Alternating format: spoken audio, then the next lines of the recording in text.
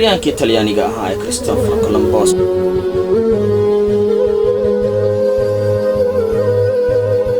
Christopher Columbus wuxuu dhashay 12 bishii Agoosto 1451 wuxuuna ku dhashay magaalada Siena ee dalka Talyaaniga wuxuuna ka qalin jabiyay jaamacadda Baviana wuxuuna ka bartay cilmiga xisaabta iyo sayniska dabiiciga ah isla markaana wuxuu ahaa colonizer waqtiga. Magaca Christopher Columbus wuxuu la xiriiraa magac ahaan America maxaa yeelay wuxuu soo helay dalka ay hadda ku taal America intii lagu guda jiray safarkii caanka ahaa ee lagu soo helay dalka USA ama America sanadka markuu ahaa 1492. Christopher wuxuu ku dhintay dalka Spain 20 bishii May sanadka markuu ahaa 1506 kadib markii la soo daraasatay xaalad caafimaad xumo oo ku geeriyooday da'da 54 sano jirka. Gurigii Falioda oo ku geeriyooday Columbus waxaa loo bedelay madxaf. Safarka Columbus wuxuu bilaabay sanadka markuu ahaa 1492. safarka wuxuu ahaa safarkii ugu horeeyay balse safarkiisii labaad wuxuu ahaa 6 sano kadib safarkii ugu horeeyay markii uu galay waxayna ahayd 1498. sanadkaasna wuxuu ahaa soo saaristii Mareykanka cusub balse tilmaamayaasha qaar ayaa muujinaya in uu jiro xiriir ka dhaxeeya qaaradaha Yurub iyo Mareykanka ka hor inta uusan Columbus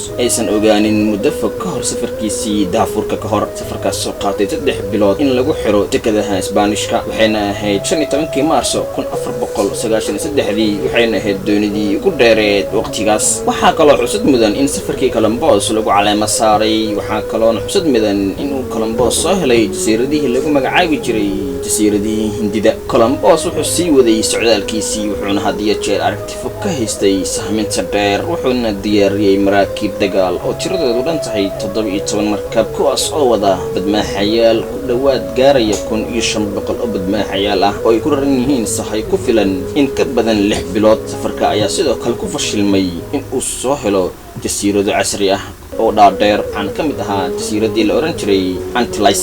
sanadka markuu ahaa 1494 ayaa maraakiibtii Columbus u waday waxay ay ku degteen jasiiradda Jamaica taasi oo uu sahashay in uu gaaro jasiirado badan oo ku yaal bariga Mareykanka inkastoo uusan Hindidii soo gaarin ilaa waqtigii koox aqoon-yahano ah ayaa dhaleeceeyay muran ku saabsan daafurka Columbus ee dunida cusub ee Mareykanka. muranka ka dhashay aqoon-yahanada ayaa salka ku hayay qoraaladii uu Christopher Columbus gacantiisa ku qoray oo muujinayay in markii uu yimid Mareykanka uu helay qarniyadii hore ee Afrika.